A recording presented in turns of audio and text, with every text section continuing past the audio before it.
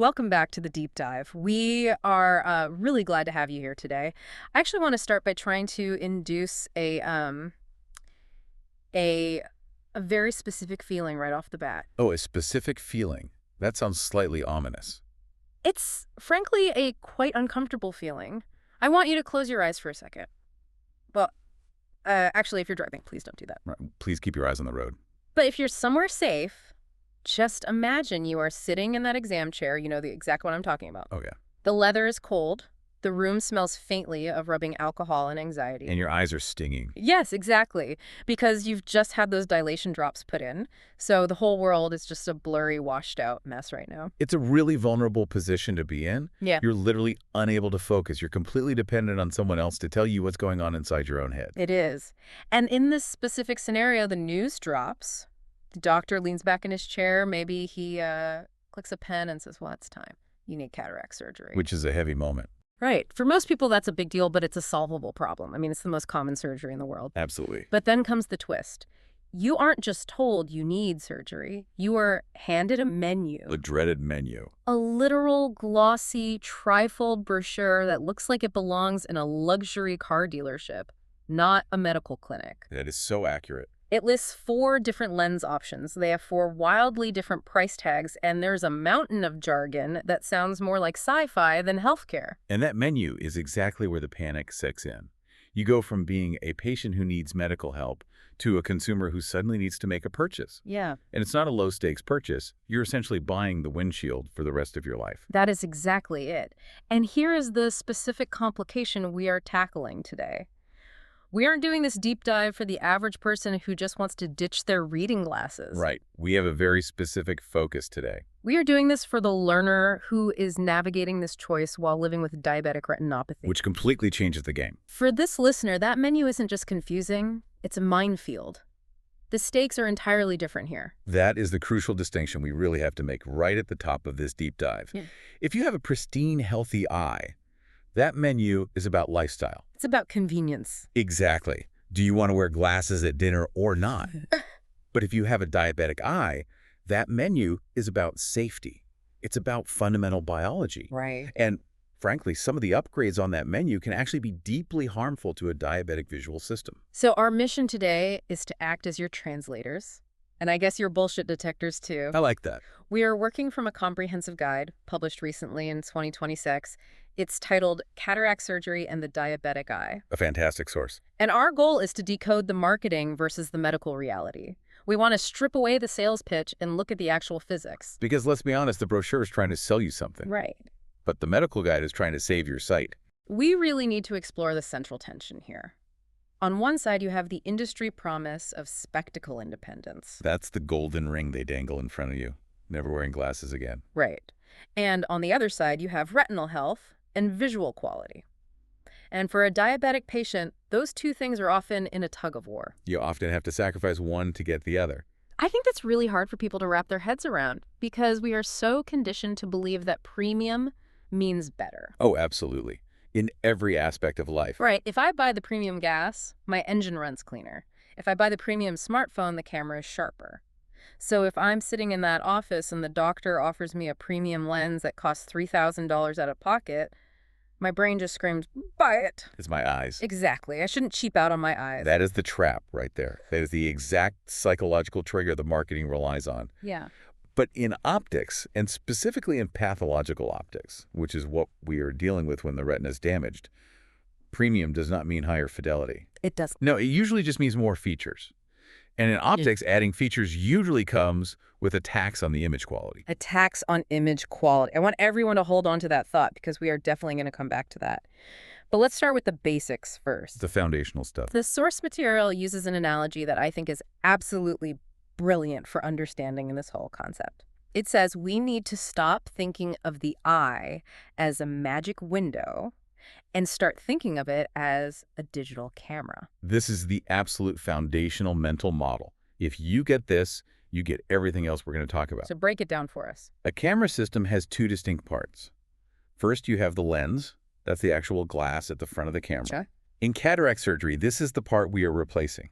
Your natural lens has basically gone cloudy and yellow over time. That's what a cataract is. Right, the cloudy part. So the surgeon takes that out and puts in a clear artificial plastic lens.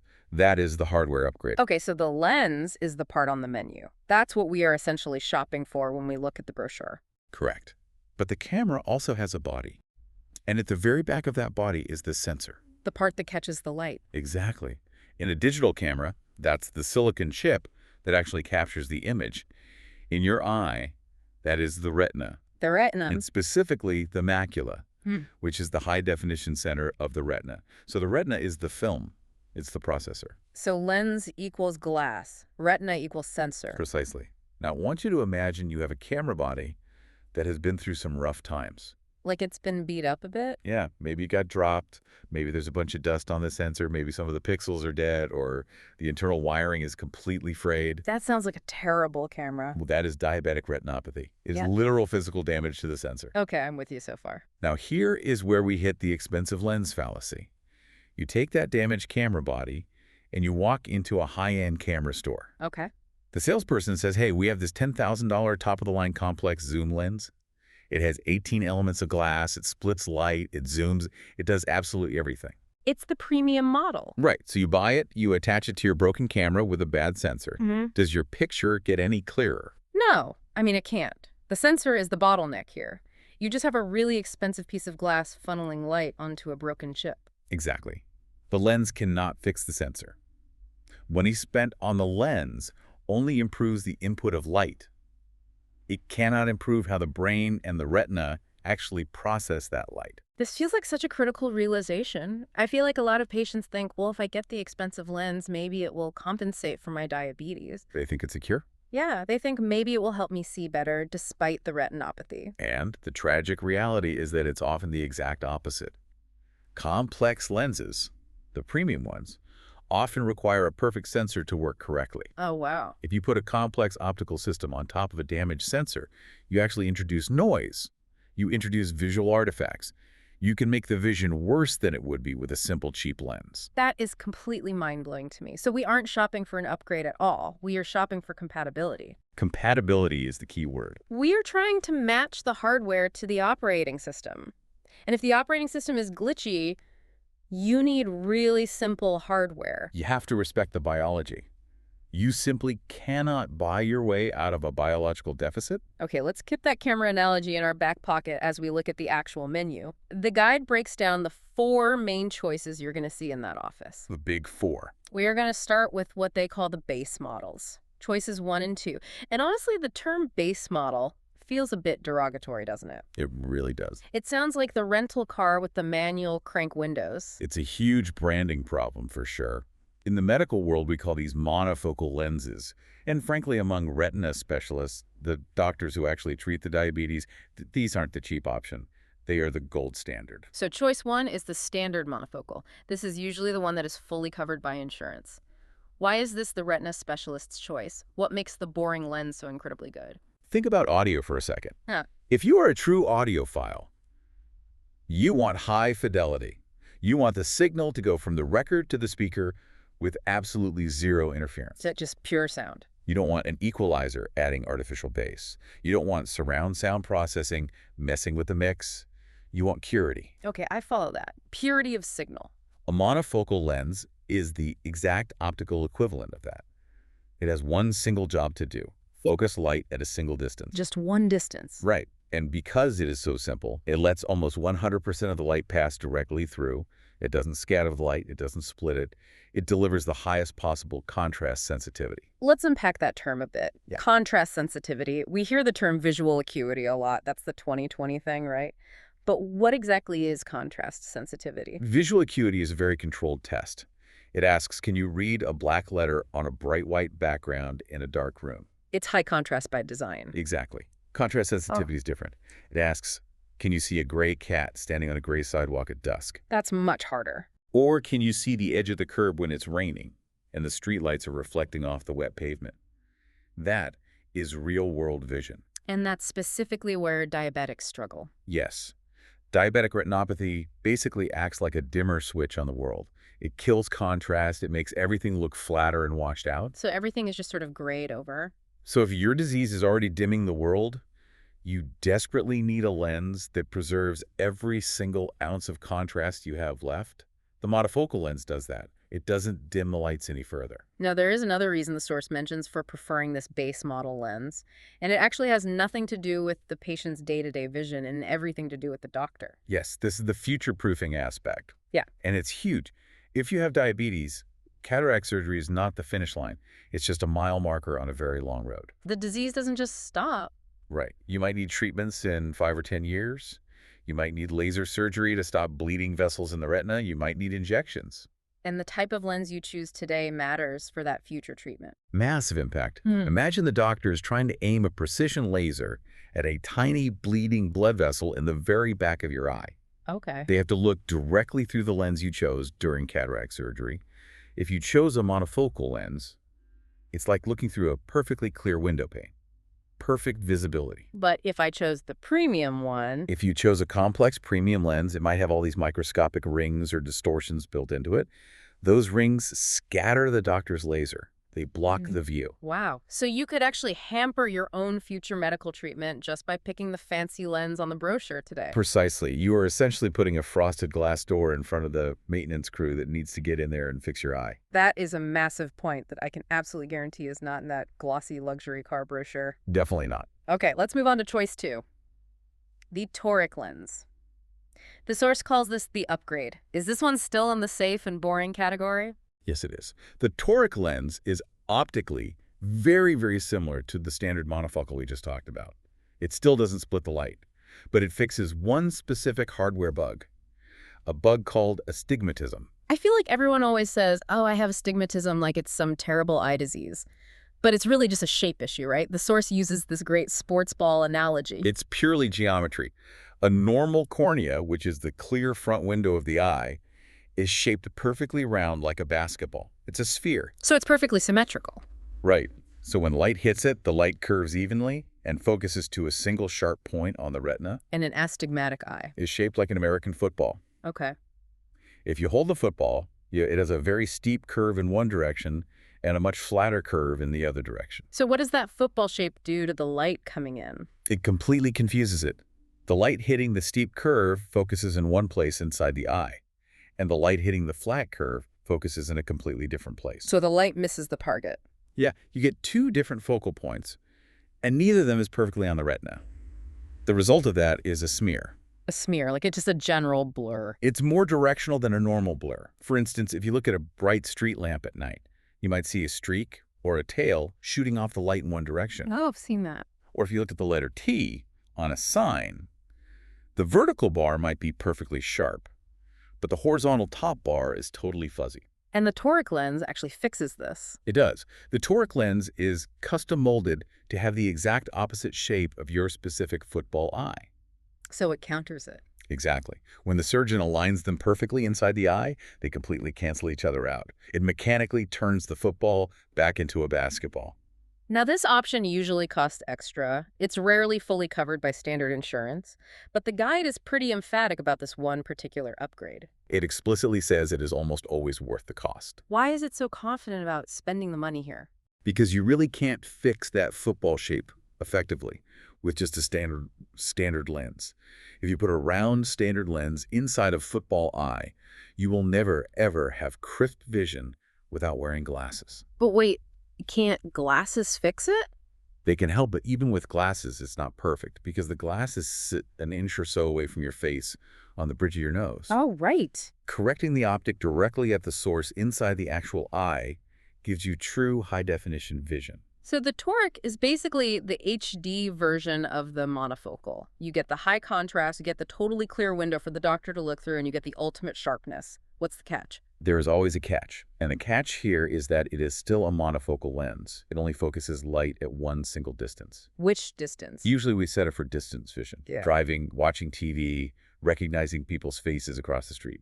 But if you try to look at your phone or a restaurant menu or a pill bottle, it will be blurry. So I still need glasses. You will definitely still need reading glasses for anything up close.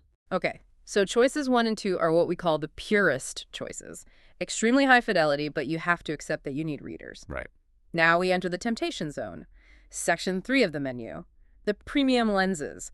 This is where the brochure starts throwing out promises that sound like they'll change your whole life. Spectacle independence. See the world exactly like you did when you were 20 years old. This is where we really have to put our skeptical hats on. Yeah. Don't get me wrong, these lenses are absolute engineering marvels. They truly are. But they rely on some very intense optical tricks. And those tricks have a cost. A very steep cost if your eye isn't healthy. Let's start with choice 3, the extended depth of focus lens, or EDOF. That acronym just sounds so techy and advanced. What is the actual pitch for this one? The pitch for EDOF is what they call social vision. It's essentially designed for the modern daily lifestyle. Social vision. Think about where you actually spend your day. Most of us aren't out on the prairie looking at the far horizon. It's definitely not. You're looking at your car dashboard. You're looking at your computer monitor at work. You're looking at the face of the person sitting right across the dinner table from you. The middle ground. Exactly. That intermediate range is exactly what EDF targets. It gives you a wider sweet spot. See, that sounds incredibly useful. I mean, that intermediate zone is basically 90% of my day. So why on earth does the source call this the diabetic con? That seems really harsh. It is harsh, but it's about the underlying physics of how the lens actually achieves that extended range. Walk us through the physics. A standard monofocal lens is kind of like a laser pointer. All the light energy is focused intensely on one very tight spot. An EDOF lens is more like a flashlight. It takes that exact same amount of light energy, but it forcefully spreads it out over a much longer physical distance. Spreading the light, I can already sort of see where this is going. If you spread peanut butter over too much bread, the peanut butter gets really thin. That is a perfect analogy. You are thinning out the light.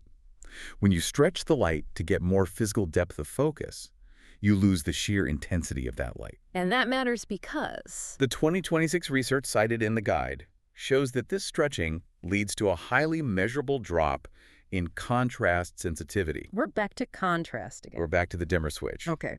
If you implant an EDOF lens, you are mechanically turning down the contrast of the entire world by, say, 15 to 20% right off the bat. But wait a minute. If I'm a diabetic patient, my disease is already actively turning down the dimmer switch. Exactly. Yeah. That is the massive danger here. You are actively stacking deficits. Oh, man. If your retina is already struggling to perceive contrast because of the biological damage from diabetes, and then you willingly put a physical filter in front of it that reduces contrast even further, you can end up with vision that is technically 20/20 on a bright eye chart in the office. But in the real world. In real life, everything feels waxy or gray. So you can perfectly see the speedometer on the dashboard, but the dashboard itself just looks totally dull and lifeless. Exactly. And driving at night becomes much, much harder. Trying to see a dark gray car against a dark black background on a cloudy night becomes actively dangerous. That's scary. For a diabetic patient, light is an incredibly precious resource. You want to hoard every single photon you can get. The EDOF lens fundamentally spends your photons to buy you focal range. The source strongly argues that for a diabetic eye, that is just a very bad investment. That makes total sense when you put it that way. You're basically spending capital that your eye just doesn't have. Precisely. You're going into light debt. Okay, well, let's talk about the big one. Choice 4. The trifocal lens. This is the one that costs the absolute most. It promises near, far, and intermediate vision all at once. It's like the Swiss Army knife of eye lenses. It is undeniably the most complex artificial lens on the commercial market today. It works using what we call diffractive rings. Diffractive rings. If you look at one of these trifocal lenses under a high-powered microscope, it basically looks like a bullseye target. It has all these tiny physical concentric circles etched directly into the plastic surface. And what exactly do those etched rings do to the light? They use the physical principles of diffraction to violently split the incoming light. Imagine a powerful ocean wave hitting a jagged rock and instantly splitting into two separate new waves. Okay. These microscopic rings split the incoming light into three distinct packets of information.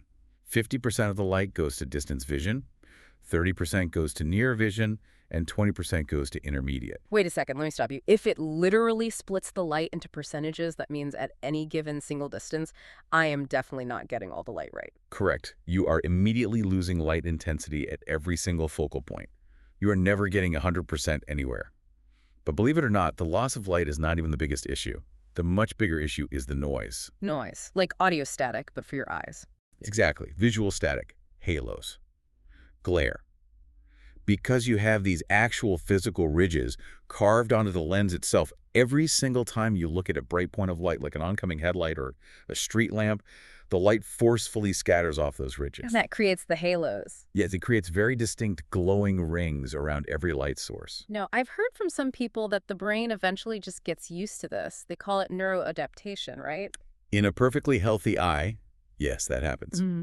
A healthy young brain, receiving a perfectly crisp signal from a flawless retina, eventually says, oh, those glowing rings aren't actually real objects, and it learns to digitally subtract them. It filters the noise out. So the brain fixes the hardware glitch. But, and this is the absolute huge, but this neural filtering process relies entirely on receiving a clean initial signal. And a diabetic eye, by definition, does not send a clean signal to the brain. No, it doesn't.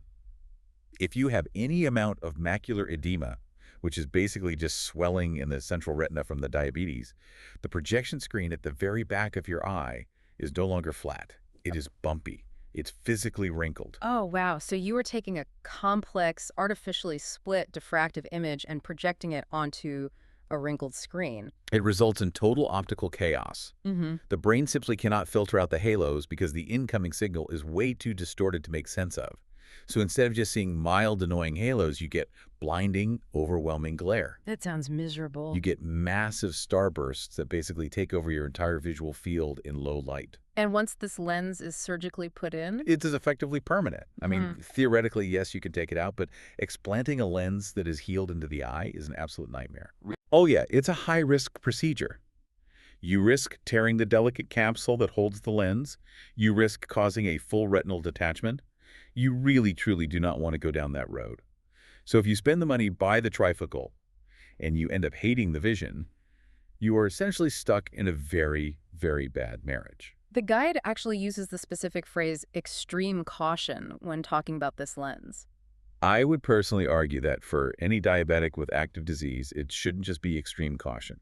It should be a flat no. Hard pass. The risk of permanently degrading your daily quality of vision is just way too high to justify the convenience. It sounds to me like buying a custom-tuned Ferrari to drive on a gravel road that's completely full of deep potholes. You're just going to ruin the incredibly expensive suspension, and you'll be totally miserable the entire time you're driving it. And you'll constantly wish you had just bought the Jeep instead. The Jeep. The sturdy, reliable, simple Jeep that can actually handle the bumps on the road. That's the monofocal lens. Okay, so we've thoroughly covered the hardware options. And we know the massive risks of the premium stuff. But how does a listener sitting in that chair actually make the final decision? It's tough.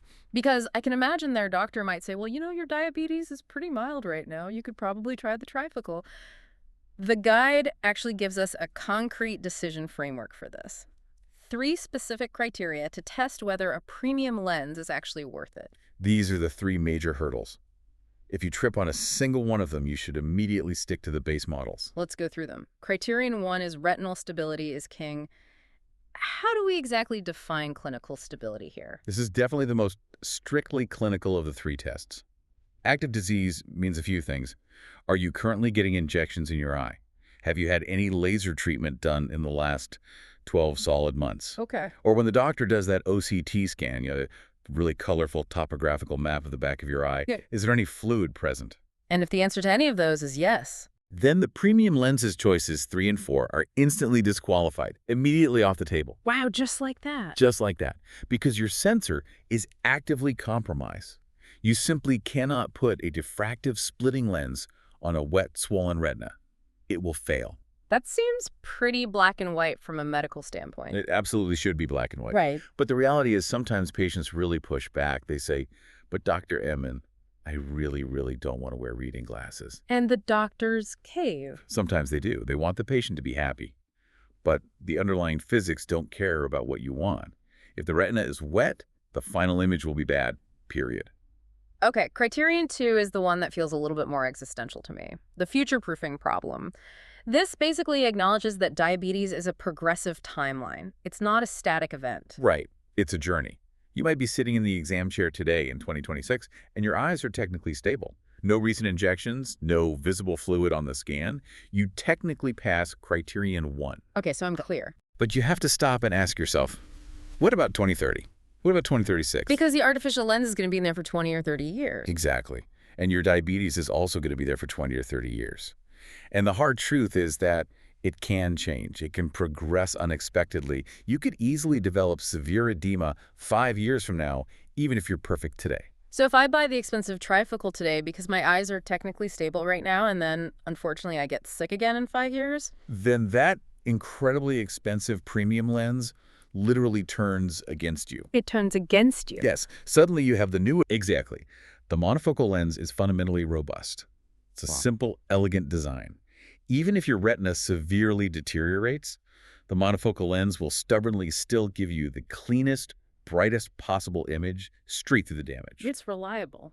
In engineering terms, it fails gracefully, whereas the trifocal fails catastrophically. Fails gracefully. That is a really, really important engineering concept to understand here. You always want the system that handles failure well. Especially when the system we are talking about is your own physical body. Now let's hit criterion 3. This is the practical one that I think everyone will relate to.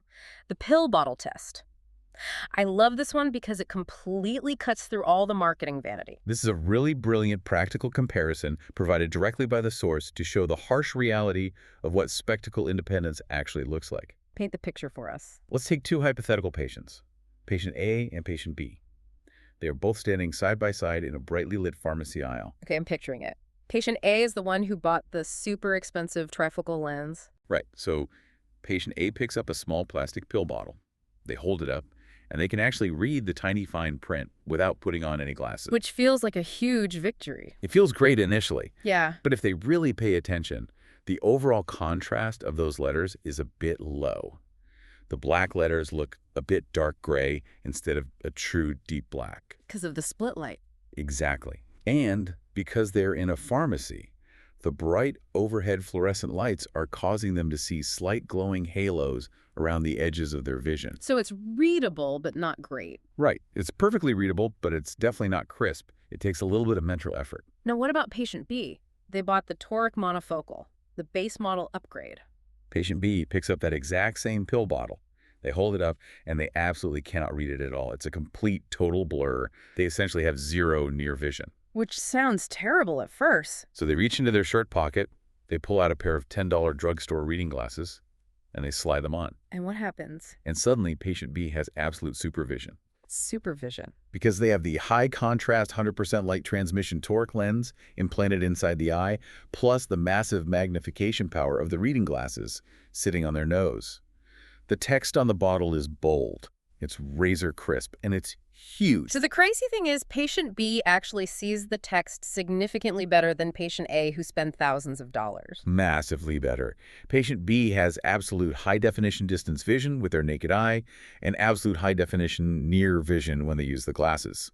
Patient A essentially paid a premium to have merely adequate vision everywhere, but perfect vision absolutely nowhere. When you frame it up exactly like that, the supposed inconvenience of carrying around a pair of cheap reading glasses seems incredibly minor compared to the massive leap in the quality of your actual sight.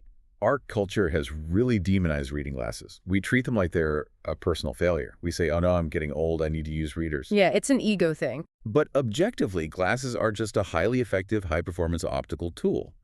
They're essentially a custom microscope that you can easily take on and off whenever you want.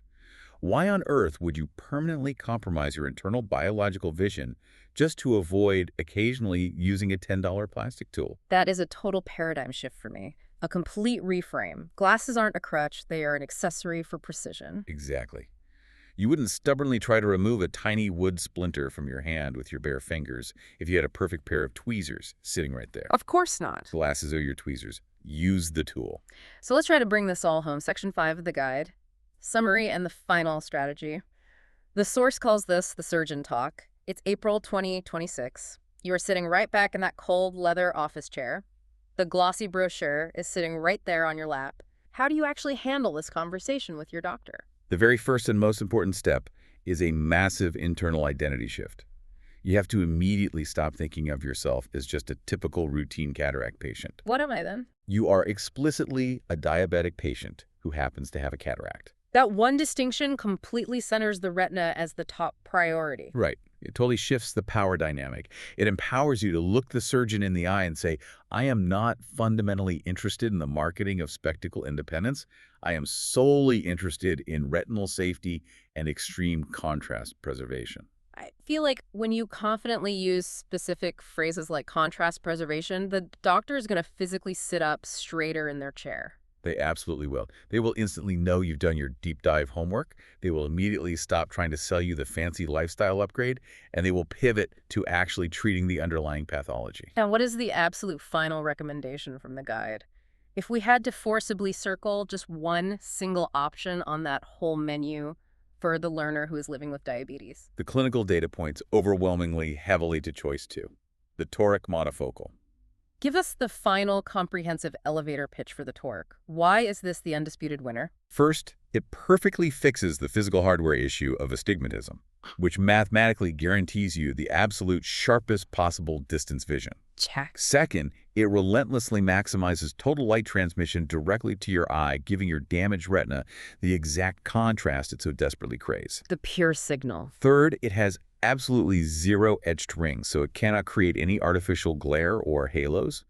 And finally, it keeps the internal window of your eye completely clear for your retina doctor to easily monitor and treat you decades into the future. It is simply the smart, reliable, boring choice. And the single trade-off we have to accept for all those incredible benefits. You accept the reality of reading glasses. You go to the store and you buy 10 pairs. Scatter them everywhere. You put one in the glove box of the car, one by the coffee maker in the kitchen, one on the nightstand next to your bed. You stop fighting it, and you fully embrace the glasses as the specific tool that guarantees you superior near vision without ruining your distance vision. The source guide actually ends with a really empowering and punchy line. It says, stay loud, stay proud, and keep your eyes on the prize. It's fundamentally about self-advocacy. The modern medical system is, in many ways, a business. It definitely is. And businesses naturally want to upsell. You have to act as the chief executive officer of your own physical body and confidently say no, that premium feature simply does not work for my specific hardware. So to properly recap our massive deep dive today, boring is very often the undeniably smart choice. Especially in medicine.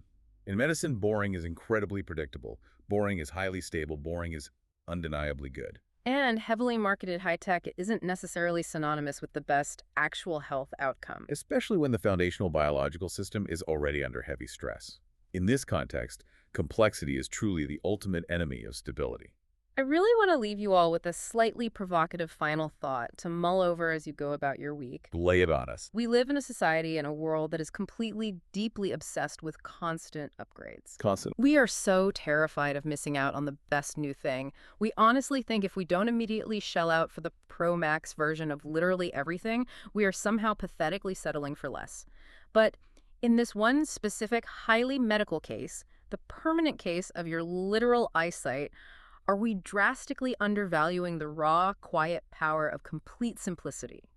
Is the expensive, flashy upgrade actually just a massive biological downgrade wearing a really good disguise? That is exactly the ultimate question you have to ask yourself. Because sometimes the absolute best lens in the world is just the one that completely gets out of its own way and just simply lets you see the world exactly as it is, flaws, and all but with as much pure, brilliant light as humanly possible. Well said. Stay deeply curious, stay fiercely informed, and please, whatever you do, don't be afraid to ask the genuinely hard questions the next time you're sitting in that exam room. We'll catch you on the next deep dive. Take care of your eyes, everyone.